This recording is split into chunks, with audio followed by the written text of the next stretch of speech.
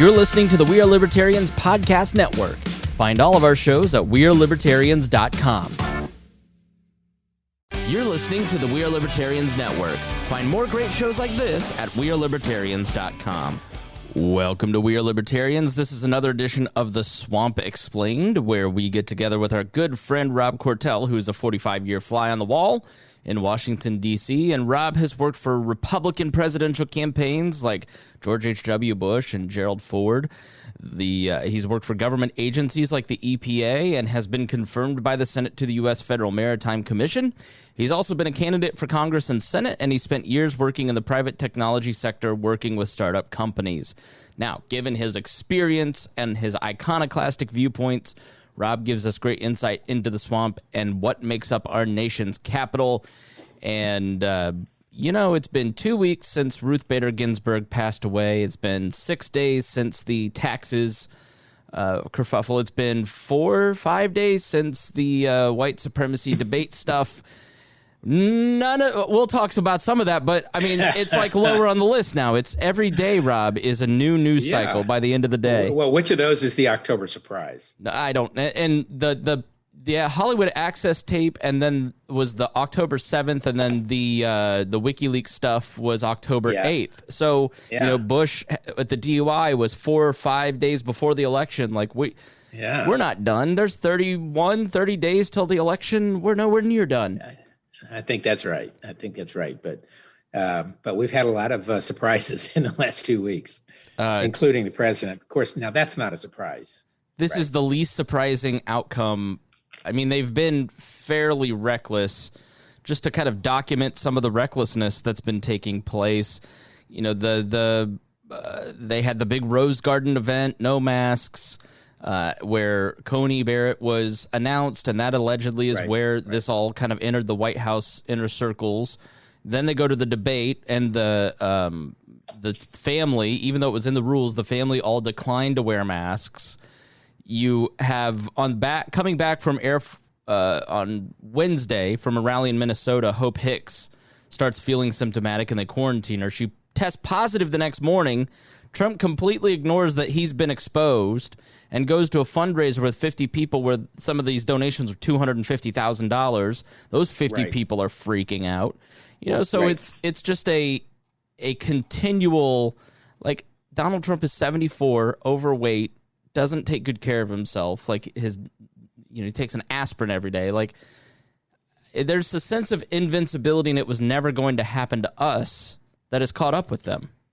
It's interesting. I read an article somewhere, I can't remember, in the last 2 or 3 days, that when he was a kid, they went to a church that was run by Norman Vincent Peale. And he was, I mean, I'm paraphrasing, but things are always better than they seem. And you can make things better by starting to believe they're better. I mean, I'm not giving him his due purpose, but he was essentially an optimist.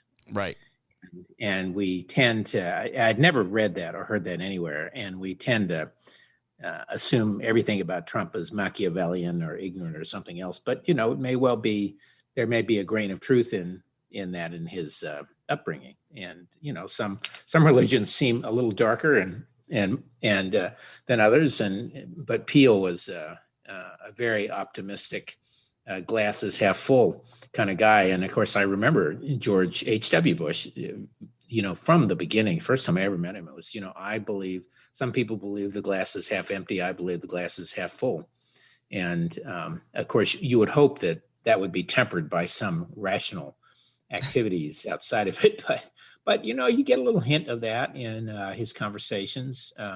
When you control fate through the force of your will, in his mindset, nothing can touch you. Yeah, but I doubt anyone's surprised, and it is irresponsible, and it's not just personally irresponsible, but it has an impact, of course, on the whole governance of the United States, and everybody's in a tizzy, and we really, to this, obviously we all hope he gets well and he has a mild case, and Melania too, but you have no idea where this disease will go. Boris Johnson had a fairly early, easy week and did some work first week, and then he just collapsed in a 3-hour period. And they ended up, in the hospital, sort of a near-death experience. And so let's just hope that doesn't happen with the president. So anyway, it's the cytokine storm comes in, and your immune system starts attacking that, right. and it starts to build and build. Overreaction. And overreaction, and that overreaction from your immune system can start to attack your heart, your lungs. Then you have the oxygen depletion, and the oxygen depletes from your other organs. So that's why there's 95% comorbidities. But unlike other Americans, he gets remdesivir, and he gets a cocktail made by one of the major pharmaceutical companies of antibodies. 300 people have had that test, that cocktail. That cocktail, yeah. Right. And Regeneron, which, by the way, is a terrific, terrific company. They the guy who's been on the news, they're one of their two founders. We know, not personally incredibly well, but we do know well enough from, he used to be, his company now sponsors what used to be the Westinghouse Science Fair.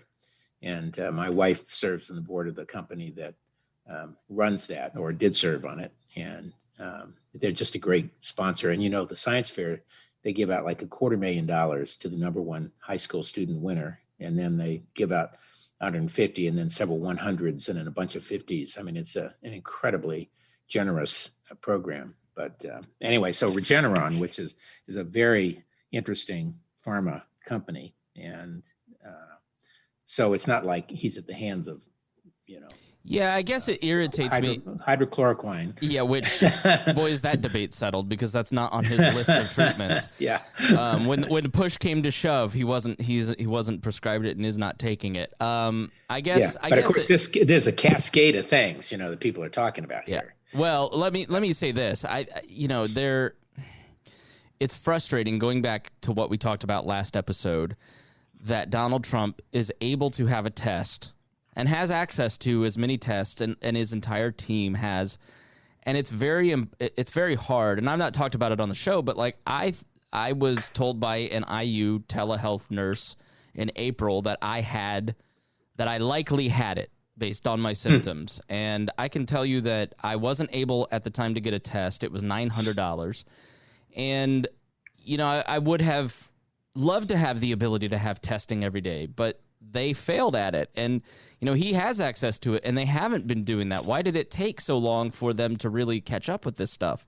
Well, the more irresponsible part is that they knew Hope Hicks had it, and yet he went ahead and did the other fundraiser. Which is what really chaps people's behinds, because it's the lack of sympathy, it's the lack of responsibility, it's the lack of care and concern for other people. And so when this hits, I heard one guy on CNN who was a voter in Wisconsin say, I don't want him to die, but I sure hope he learns a lesson. And they're going to still vote for him. Right. No, totally. Yeah. I don't, if this changes the election one jot, it will be to help him. Yeah. Obviously they're going to probably have to miss the next presidential debate. I guess the vice presidential debate is next Wednesday, this coming Wednesday. And so that'll be quite something to see. And both of them have tested negative, but it's a great example of the swamp in motion, though, all around this. There are discussions about, well, what if he gets sick and can't, what if he goes into, much sicker, and how does that translate into power? And then if he all of that kind of stuff. And then, of course, if he had to drop out, they're already talking about what are the rules of the Republican Party and the states. And so it is a cascade of big questions. And of course, all of them are focused on him. So, as he likes to dominate the media. So there you go. But so in the wake of the Kennedy assassination, we'll jump into the 25th Amendment, because people are probably wondering what happens next. And so after the Kennedy assassination, Indiana Senator Birch Bayh spearheaded one of the 3 amendments that he championed. The third did not make it, which was the something to do with women's equality. You may remember the name of it, but ERA. The ERA, yes, great show on Phyllis Schlafly surrounding that, but. Essentially, what happens is this has happened 3 times. Reagan, in his administration, had a cancer surgery and was under anesthesia, and he signs a letter to the Senate Pro Tem and the House Speaker saying the Vice President's in charge, and then he takes that power back with a second Except letter. Al Haig said he was in charge. Well, that was the shooting, and so they didn't invoke it then. And you may fill people in because 81 keeps coming up, and I was born in 83. What happened when President Reagan was shot and under anesthesia in 81 and Al Haig? Can you explain that? Well, I think it's probably less dark than everybody. Haig was he was a tough military guy, very authoritarian. He may have been the Supreme Allied Commander or something, or certainly NATO, but and Secretary of State and this and that. And he was Chief of Staff. And when Reagan was rushed to the hospital, of course, everybody's asking questions about what's going on. And he stands up in front of the camera and says, "I am in charge here." And what he might have meant was, "I'm in charge of the White House staff." But he was not in charge there. And George Bush had a greater sense of propriety, and he never said, "I was in charge" about anything. Mm-hmm. And he kind of went about the business until Reagan went under surgery, and he signed the letter, and the power was shifted in theory anyway to George H.W.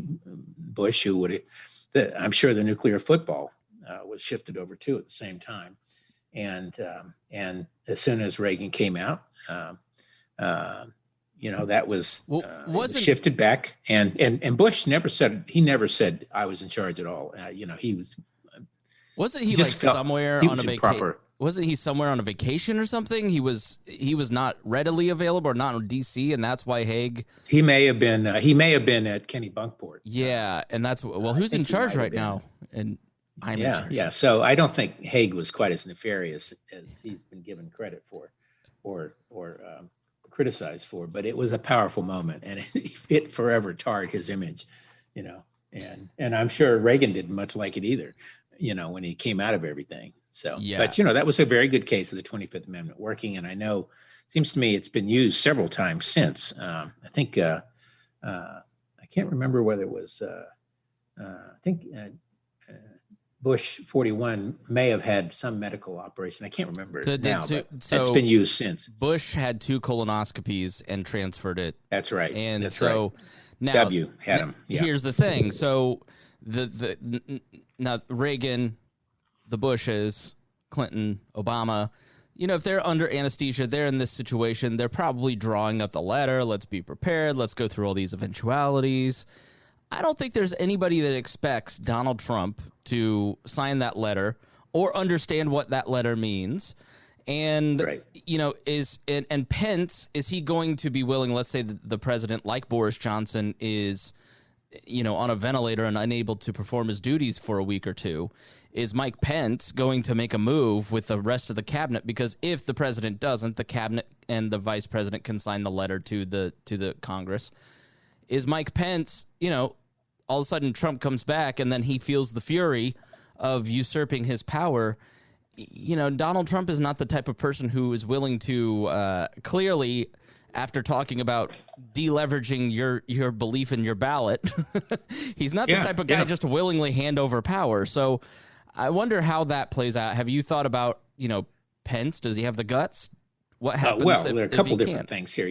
There's the part where if the president willingly transfers it, and then there's the part where he unwillingly transfers it, and then either because he is incapacitated sufficiently that he can't make the decision, or if the cabinet chooses to decide that he is unable to execute the office. So there are 3 parts to the amendment.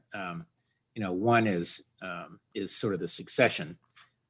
So if the president, if the cabinet, basically the vice president and eight of the secretaries put it in writing, the president is unable to execute the office and send that to the Speaker of the House or the President pro tem, which is on the Senate side, then the vice president immediately takes on the president's powers. but he becomes acting president. So the elected president hasn't lost office yet or anything like that. But he can then come back and say, the president can say, I'm able to take it over.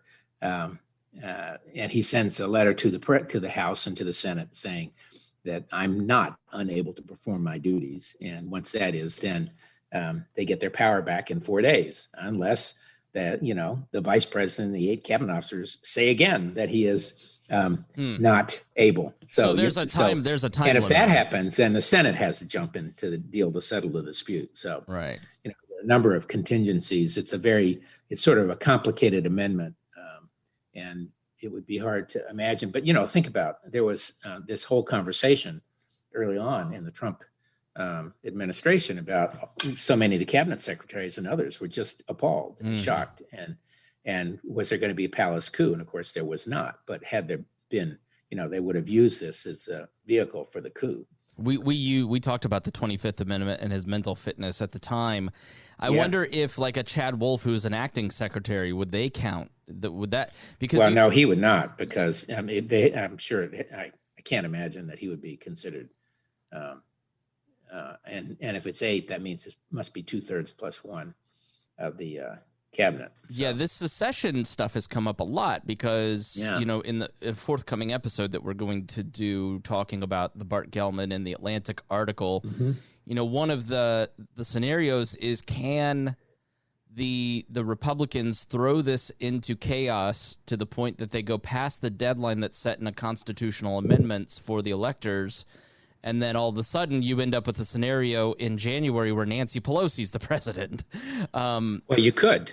Yeah, it's really crazy. Well, and back, in sort of the thematically the swamp, there's a whole lot of activity going around all of these threads of governance. So I think most people probably don't know that if it does go to the House, that if the electors can't agree, that, you have an election. Each state has a number of electors based on population and a number of congressional seats and Senate seats and all that and blah, blah, blah.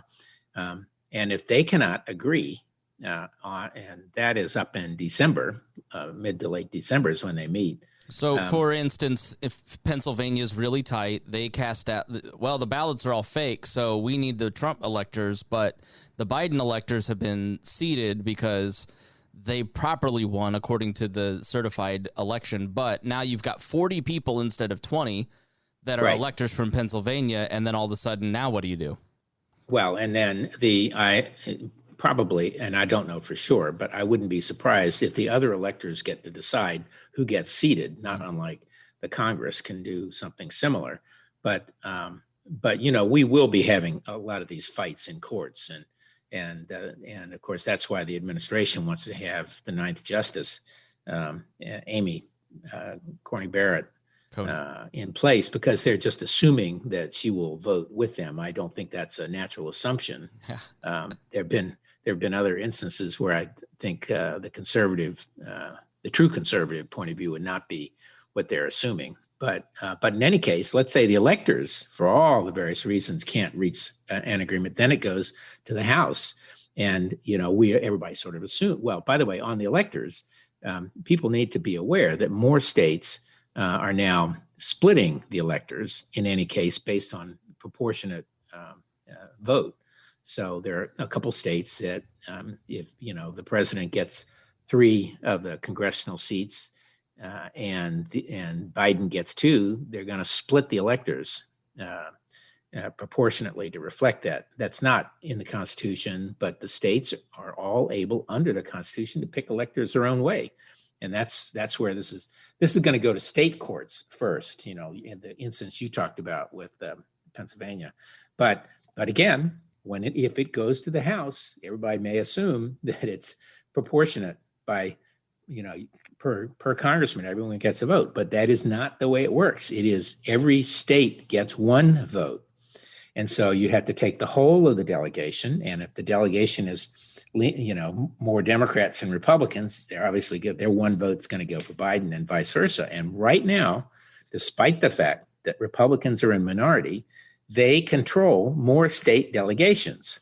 So in this category, the swamp, and everybody, all these creatures doing their own thing, there's a whole separate thread of people out there who are working very hard, particularly on the Democratic side, to make sure they can tip over enough state delegations that they would win in the event of it going to the House. So this is very complicated, and this is a great example of, the swamp at work in ways that most people never see. The gap between what we think government is and how it operates, because we watch television, we read, blogs, really people just kind of glean from their social media what's going on.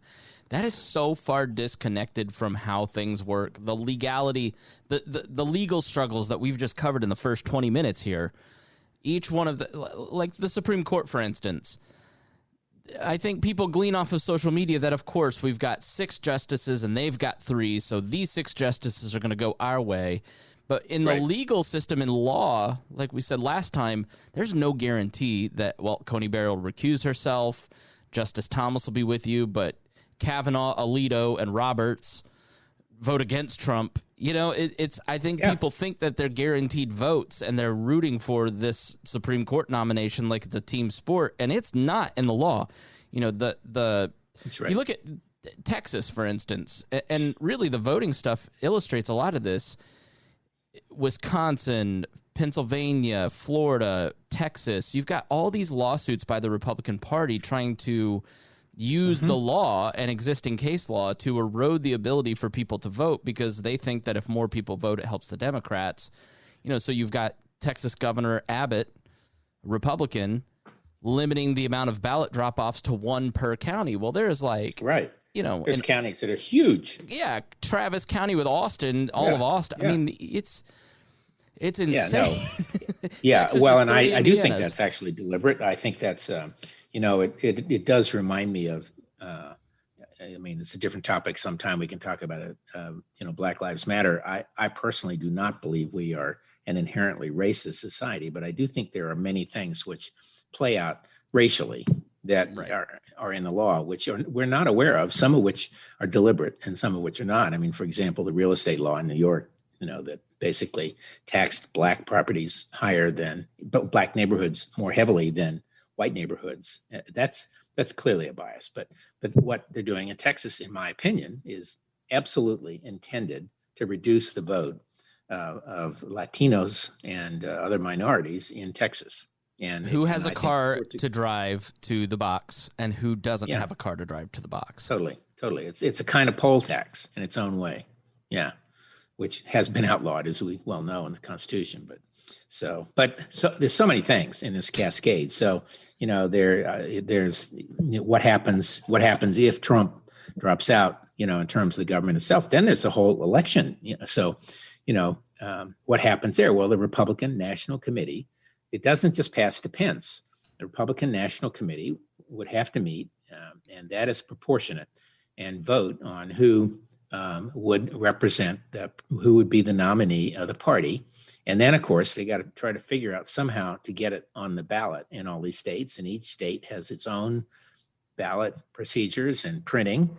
And we started absentee voting how many weeks ago now? It's been 10 days, a week and a half, 2 weeks ago.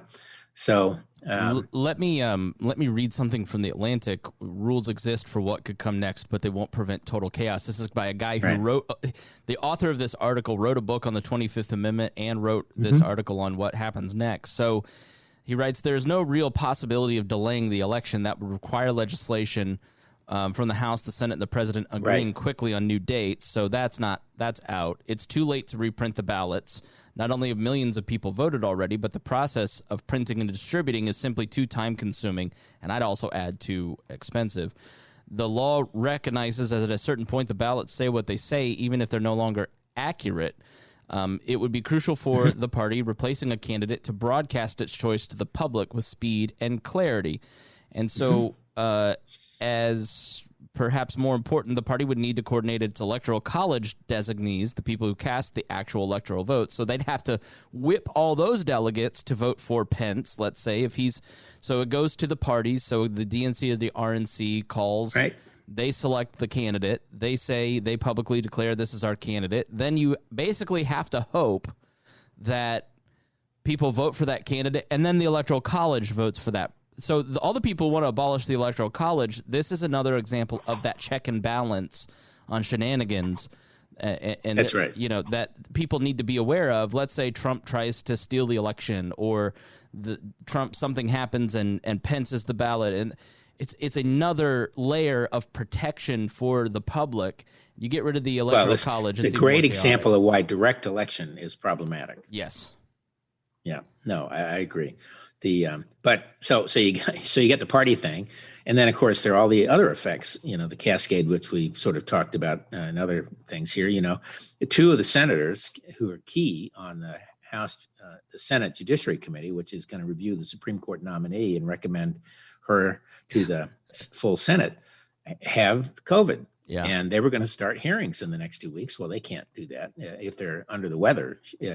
Maybe they'll be fine. Maybe be a mild case. They could certainly participate in that sense. But of course, as someone pointed out in, I think, the Washington Post this morning, McConnell, the Senate Majority Leader, doesn't have to have a committee recommendation. He can just send it to the floor if he wants. Yep. And that would be procedurally bad, but he said today they're going to do a Zoom hearing, which yeah.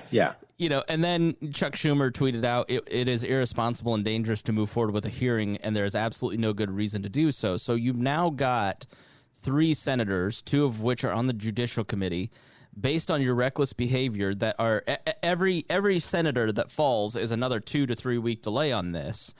And it's their fault, but they're going to blame the Democrats, and everybody will go along with it. And they've now put Amy Coney Barrett's nomination at risk. Let's say Biden wins and they try to approve her during a lame duck session. That makes the legitimacy crisis even worse.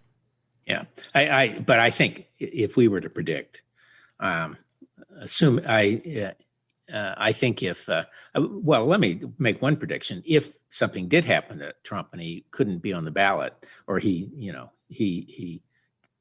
were to die, or he be incapacitated in some way, I'm not sure that there wouldn't be a fight over the nominee, because there are some very aggressive senators out there, including Rubio and what's his name from Texas, Ted Cruz, Cruz, and a couple others, but those two would be fighting it out. Yeah. So, the question is going to be who's the most Trumpian. That would probably be Cruz, I guess. But yeah, but there would be. I think it'd be a fight. But in any case, assuming it isn't, I think the reality is the election is going to go ahead. I think that Barrett will be approved. I do think I don't think the hypocrisy argument has had much sway, because frankly, most Americans think all politicians are hypocrites. So exhibiting a little more hypocritical behavior doesn't make them any more hypocritical than they were before. Right. So, and the reality, part of me thinks the Democrats should be playing the card that, it was perfectly legal on Constitution for Obama to nominate Merrick Garland. And it's perfectly legal, unfortunately, for Trump to nominate Barrett, because they're president and Obama was president. What the Republicans did was bad and evil, and the Democrats can't do anything other than ask questions. So there's some aspect of me which thinks they should just take the position that what the Republicans did under Obama was wrong, and it's not so wrong for Trump, because he does have that right.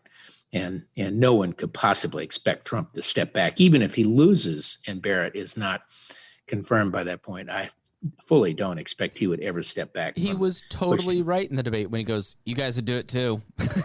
Yeah, totally, completely. So anyway, it's kind of crazy. What can happen next, right? So, and of course, the taxes just sort of went over people's heads. Oh, yeah. Jonah Goldberg tweeted out, he goes, "Next weekend, you will look back on this weekend with fond memories of how peaceful and calm it was," or something along that line. That's right. Yeah. And again, I don't think the tax thing bothers anybody. Really? I think that Trump should have done a better job of talking about it. I think one of his better lines that got eaten up there was, "You wrote the laws, Joe," and that happens to be true. That he was certainly one who voted for them, and anyone and frankly, I think what he should have said was, if you were a business guy and ever run a business, Joe, you would know that sometimes you have losses and sometimes you have earnings, and the two get offset against each other. But anyway, he didn't, and he's not one for great explanations. But I think it didn't change one vote anywhere. And yeah, the taxes thing, I think. So the New York Times article that was the quote unquote bombshell article basically said at one point that he was the greatest tax deductor in American history, or like in one year he had written off more than any other American, which ever, which, there's part of me goes, nice. And then the other side, yeah, right. The other side goes, when you continually advocate and excuse a person working in the gray area, eventually that isn't a good look, because it just looks like you're allowing criminality. And there's nothing so far that anybody's claimed is criminal, but it does show it did give me another dimension to Trump, in that the amount of debt that he has, the amount of personal guarantees that are coming due, the amount of people that he owes that are unnamed, it almost gave a sense of, okay, now all these stories are sort of fitting together, that Trump has to maintain the office, because if he leaves the office, he's going to have all these investigations, he's going to have all these $100 million back tax payments, he's using the White House travel office essentially as guaranteed room nights. In the tax returns, you see the revenue to the hotels and golf courses every year he's president drop dramatically because the brand has been damaged. And so for him, it's less about some grand vision of what he wants to do for America in a second term, but more political and financial preservation in winning the office. And I don't think that that's necessarily a winning message for people. Well, I think your analysis is correct, that he feels he would fundamentally be safer in the presidency, and I suspect this has cost him an awful lot of money. It's a sort of a Potemkin's village of financial genius, but he could have gone for a long time, never having moved to Washington with that, and played with an awful lot of money, and never been the target of any investigation, serious investigation. Yeah, sorry to cut you off, but it sort of validates the rumor that he just did this in 2015, 2016. The Apprentice was ending. He had made $606 million on it. He needed to gin up. He had just bought all these properties, and he wanted to gin up the brand a little bit, create a little national presence. But he never thought he'd win. And never thought it would undermine the brand. But it's the worst business decision I think where where he has created a brand. And I heard I was on a Doug Brinkley, who's the famous presidential historian. I'm on the humanities board at Rice University, where I went as an undergrad, and Brinkley is a professor there, and he was talking about this. He pointed out that if he loses, he may be chased to the ends of the earth with these lawsuits and tax suits and everything else, and kind of the question that was raised was, is that a good thing? And he reminded everyone that, of course, after Nixon resigned, and there were cries for his further incarceration and chopping him into teeny little bits and everything else, Ford, after I think 2 or 3 days, decided to pardon him. Yeah, and he knew at the time that it would have huge political implications for him, Ford. But as he said, it was time to heal the wounds of the nation. And I think one big question would be, if Biden were to win, and again, I am not predicting that. Everybody will get my last prediction the week before they would do a show right before the election.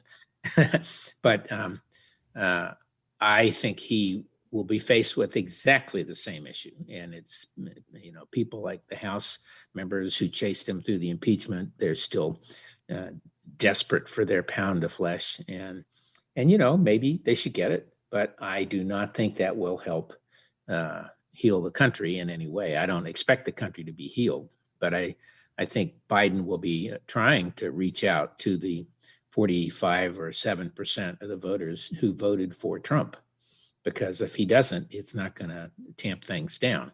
Well, if Joe Biden is reportedly not running for a second term and is already a lame duck president, and he's likely not to get much done politically, if it is true that not prosecuting Donald Trump, and I tend to think that, yes, giving him blanket immunity as Ford did to Nixon is probably the right move historically, but in the moment, not good politically, because Biden's already going to be weak president. He's going to be attacked by the left, sort of like Carter was, I believe, where it's just he may be the sacrificial lamb in a lot of respects. I mean, so I could see him doing it on those grounds. Yeah. Well, I think he would want the news not to be dominated by Donald Trump for the next 4 years. And that's exactly what would happen. And I think the other thing that Brinkley predicted, that if he lost, he would, particularly if something like that happened, he would fade away into history as the worst president, in modern times. And I do not think so. I think that he will lead a political party and a new party, and I would not be surprised if Donald Jr. or Ivanka was on the ballot in 2024 for president. So I think we have not seen the last of Trump. Fortunately, I don't think Donald Jr. is quite as smart as his dad. Well, you remember the famous, somebody was comparing and contrasting fatherhood, where Biden's, tearing up about his sons all the time, and then Trump, when he walks into the delivery room, his mom goes, "Oh, it's a boy, and I want to name him Donald Jr." And his response was, "What if he's a loser?" Yeah, right. That's exactly right. And the Daily did and he sort of was. He was, yeah. And has been. It's he would never have made anything on his own. So he liked to hunt and fish and all that, and he probably would have been happier had he been able to do it. But the Daily podcast did a great breakdown on Don Jr. But yeah, I think you're right. The Trumpism, it will be around for a generation. It's not going back into the bottle. I think there's, will Trump run again if he loses? Probably, but I don't think that he'd even make it through the primary. I think if he loses, people will be No, I think if he loses, the Republican Party per se is done with him. Yeah, the fundamental question is, can you handle 4 more years of this? And I think if he goes and you break the fever, everybody's going to go, I never want to go back to that. I'll take Ted Cruz. Like, you look at this and you go, oh, I miss George Bush. Even Ted Cruz would have been better. Can you imagine thinking that 4 or 5 years ago? No. Well, no, I think it's contemplating 4 more years is pretty awful. But as I think we touched on last time, I do think that and Brinkley did this masterful job, and his books are wonderful about the presidency. He wrote a great one about Cronkite. He wrote a terrific one about going to the moon. But he went through the sort of the history of presidencies and the rise and fall of populism and all this in a hour and a half conversation with all of us. And this populism is something that is not just going to go away. I mean, the notion somehow the government has gotten to a size that it's not solving a bunch of problems. And so, Obama sort of promised to break some China, but didn't break a lot, and sort of was sucked into the swamp, and the Democratic side of the left, left of center side of the swamp, and the institutions that have been here forever. And I've spoken before about the George Bush was being accused of being a one-worlder because he was a member of the Council on Foreign Relations and the Trilateral Commission, whatever one-worlder happens to be.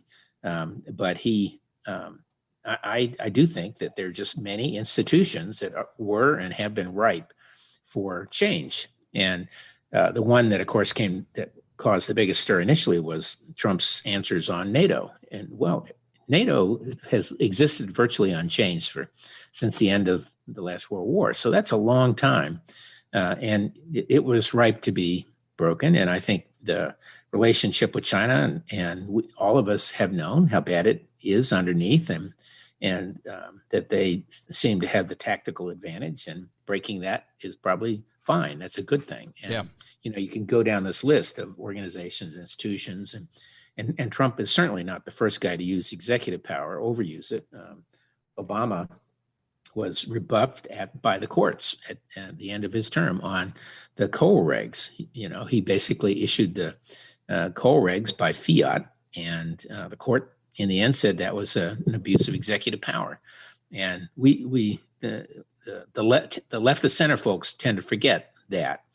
And Trump has carried it enough to an extreme that I do think there will be, after the election, no matter who wins, there'll be a movement to restrict, or let's just say bring the powers of the Congress back to where they should be, and the powers of the president back to where they should be.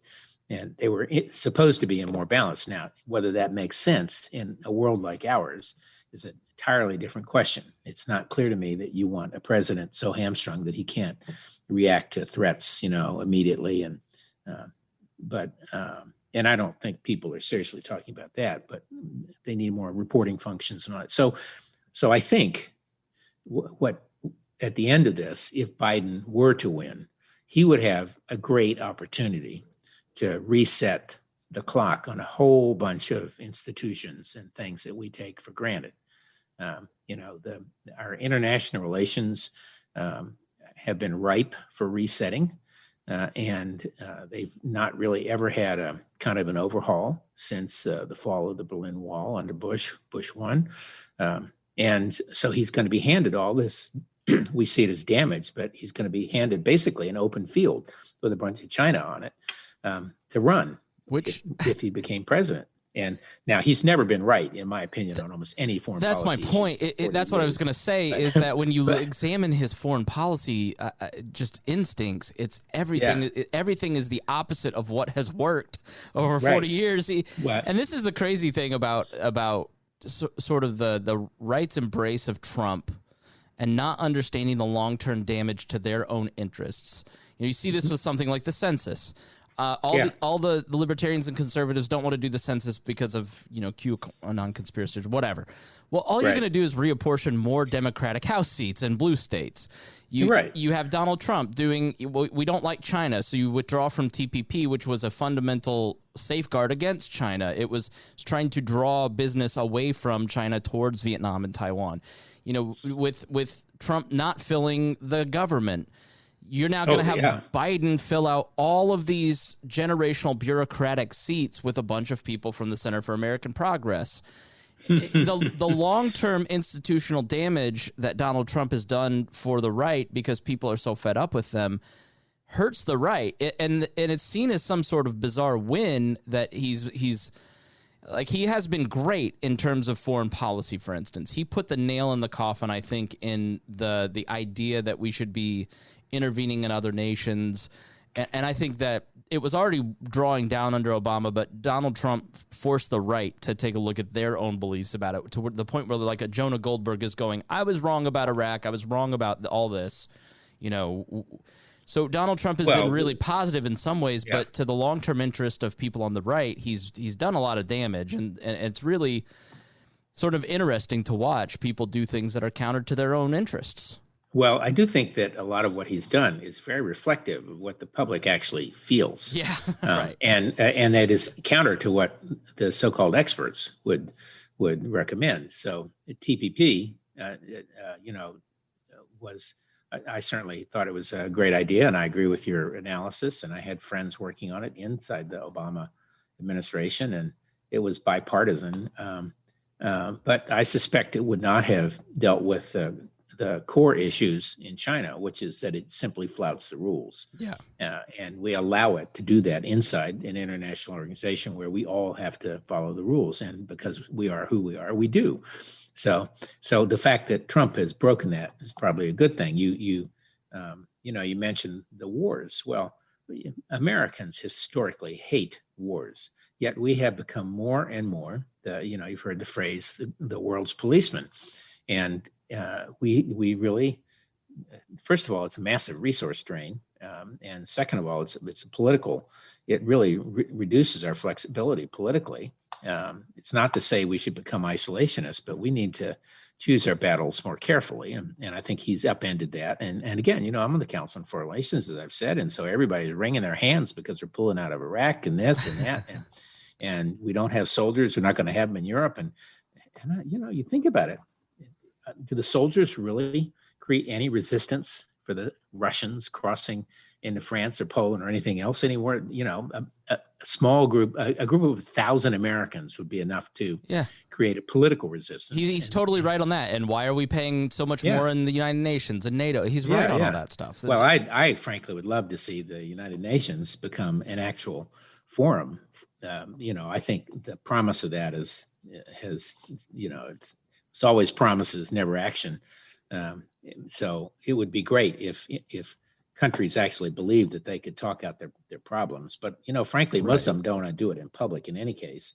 And that's what the UN is. Well, yeah. So he's been good and bad on a lot of this stuff. But that's right. Things like beating up on our allies, for instance, as he's weakened a lot of different allyships and strengthened the hand of the Chinese and Russians. You look at a potential where a president is incapacitated or we have a crisis of our elections, like that's game on for Iran, for North Korea, for China, for Russia. That's not necessarily good for America's interests. So it's good and it's bad. But Donald Trump has some characteristics that I think are great.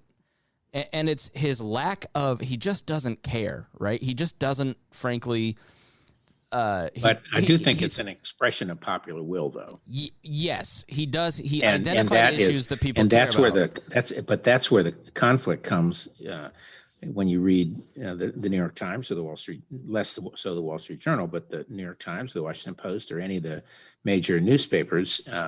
They're representative of a societal point of view that his supporters are challenging, and it's not they're not necessarily wrong for challenging. I mean, the question you really have is, what do you put in its place ultimately? He's got an incredible threshold for pain that most politicians wouldn't, and he wouldn't have been able to break a lot of those foreign policy problems if he didn't have that instinct. You know, and that's I think has been, you're never going to get a Ted Cruz or really any other politician that could have done that. Now it's been done.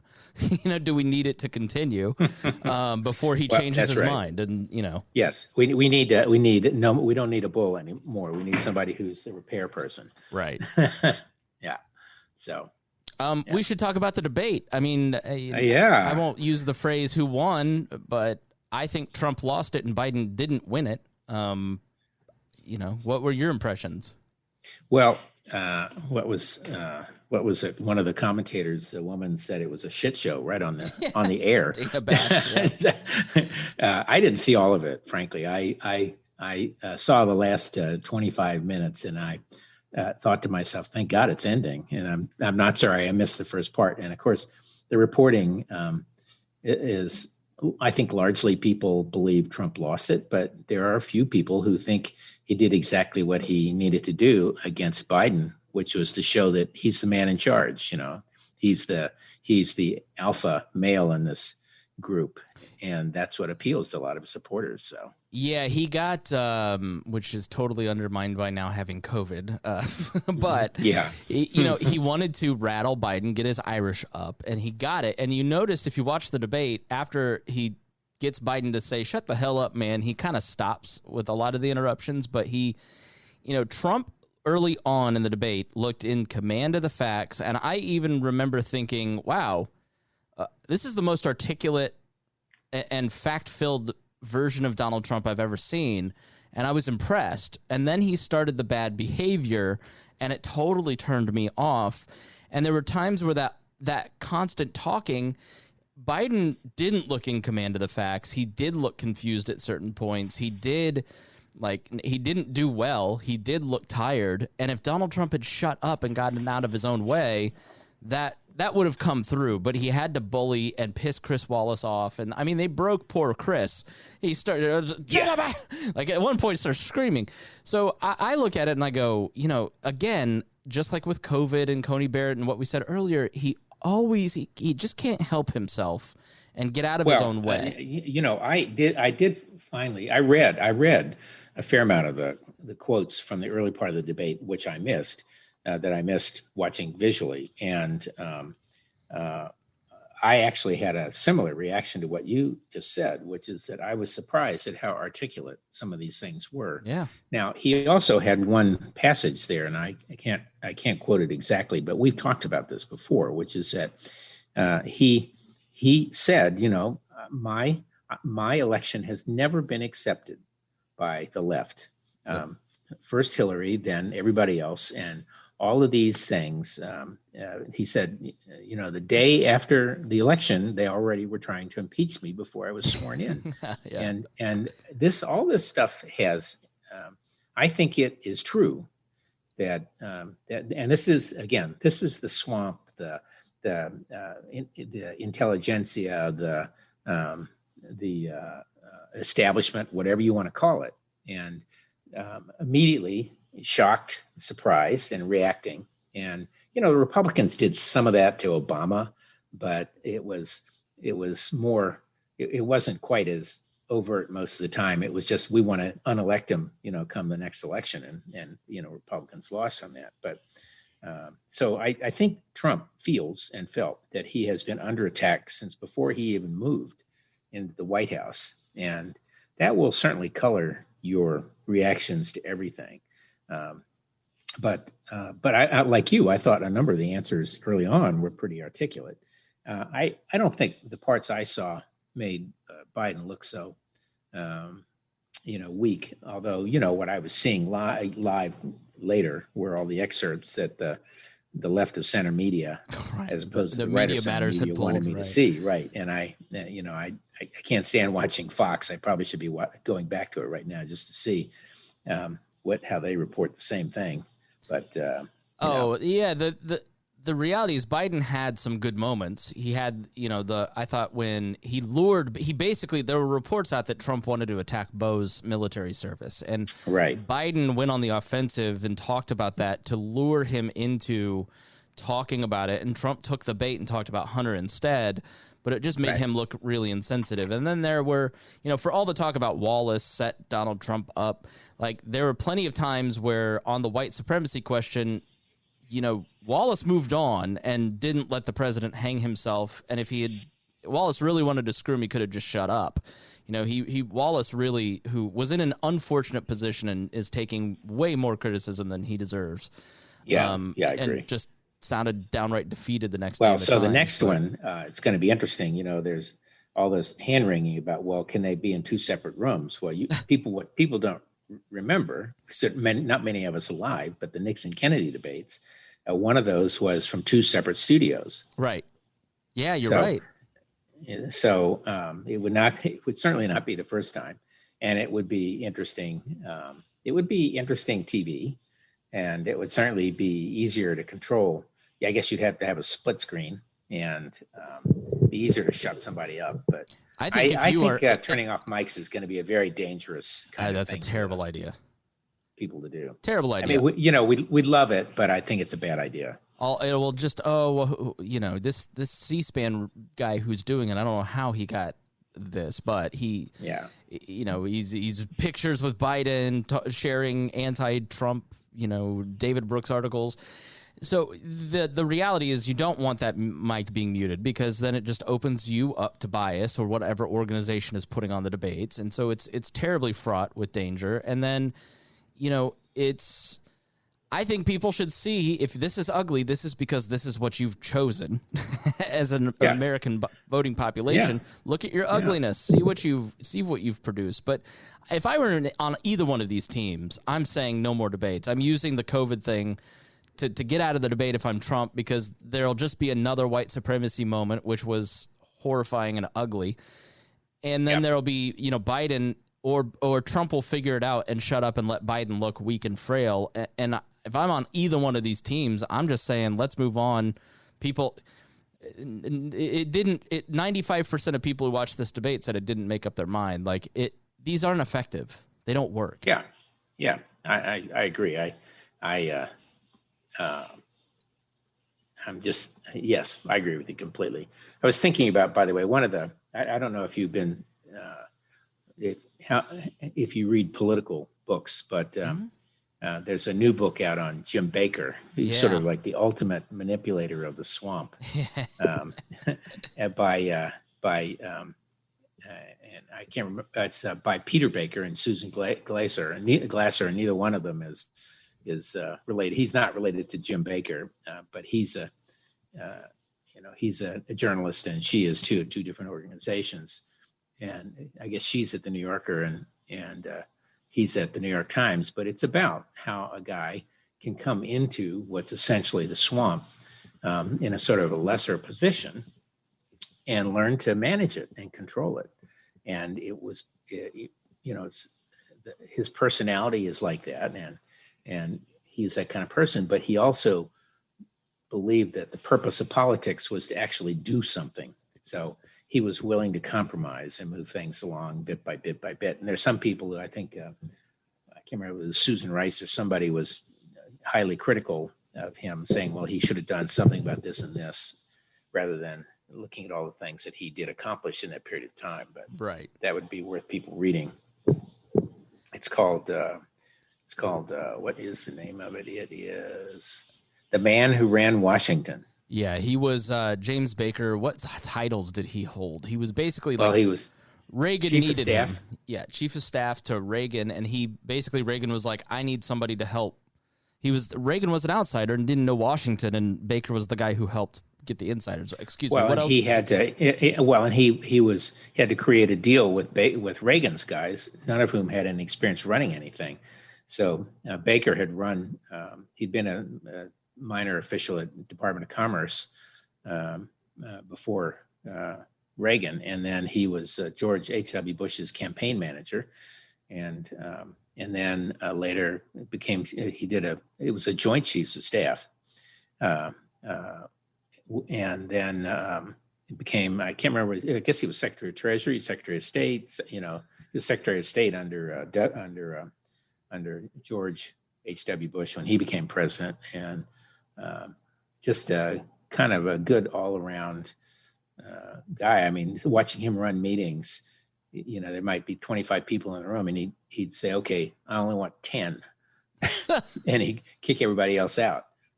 Really? And yeah, because he wanted that. He didn't want to have to. He's very good at listening, but also very good at commanding. So, but the whole point, it was the art of power, and it was the art of recognizing the various rivers and parts of the swamp, and he just knew how to do it, and he really learned it. Yeah, I assume you worked with him in '79. Did you know? Oh yeah. And in fact, I mentioned in his book. Really? In the Ford campaign, yeah. In the Ford campaign, he was a campaign manager there, and I was head of what was called the answer desk, which was the equivalent of an issue operation. I think I've talked about it before. If you're in the campaign for an incumbent president, you really don't make policy. What you do is you make politics. You take whatever their positions are, you try to meld them into some coherent political message. So later, when I was in a similar position with George H.W. Bush when he ran against Reagan, I actually was writing policy papers and pulling the experts together on that. But so Jim was the head of the Ford campaign, did a masterful job, was a master manipulator and deal maker. Getting those last votes in the convention was really tough, and we all breathed a sigh of relief that he was in charge. Well, we've come to the end, and we cannot leave without talking about food. So I don't know if you've been to D.C., but what is happening in your world? Food. I was in D.C. last week. One of the nice things I've talked about down here on the island on the Chesapeake Bay is fresh crabs and fish and all that. So we pulled in the crab pots yesterday. It was the end of the crab season. Lots of big male crabs, but also lots of females, which is a good sign for next year. And you throw the females back, of course. And then we've started to catch How can you tell the difference? Lipstick or what? Well, yeah, lipstick. Well, actually, that's not so off. The females have bright red claws at this time of year. Okay. And there's I hate to tell you, their parts, their organs are so that the males look sort of like the Washington Monument, and the females looks like the Capitol Dome. Okay. And that's all I'll say. You never know what you're going to learn on this show. Right. And then, we've been catching puppy drum. Finally, fishing's been terrible, but we were in DC last week. It was the first time my wife had been back since the 1st of March. And in our neighborhood, one restaurant, Chloe, which I've talked about before, is one of our favorites, is doing very well. It was as full as they can be at half capacity, and others just were not, and it was sad. So RIS, which is one we invested in down in the West End, which is very good, but I think we were there with two of our friends, and that was about it. And then so the restaurant scene is not come back, and the streets are pretty deserted downtown. The hotels are closed. The DC is a tourist town. Its budget is off by $300+ million this year, and that's largely because they've lost all the revenue from restaurants and hotels and tourism. So, but a couple restaurants have opened in this, including one new pizza place that's supposed to be terrific, Chicago-style pizza. So maybe on my next trip, I will do that. And then come the middle of October, we are traveling. We're taking a slow drive to Dallas to visit our daughter and granddaughter and husband. And we're going to hit Asheville for a couple days, and Memphis, and maybe Tulsa, although I point out that that's a hot spot, and then down to Bentonville, and then to Dallas by car, and then probably to Austin for a couple days, and then the wine country of Texas. So hopefully I'll have something to report right before the election about Texas wine, and some fun. Of which is okay. I wouldn't go beyond okay. So that's the food scene. Well, Rob, thank you so much for joining me. It's always great to talk to you, and I'm sure between now and 2 weeks from now, 1,800 different things will have happened. Absolutely. The next October surprise. It's great to chat. All right. Thanks, Rob. We'll talk to you soon. Thank you to everybody for listening.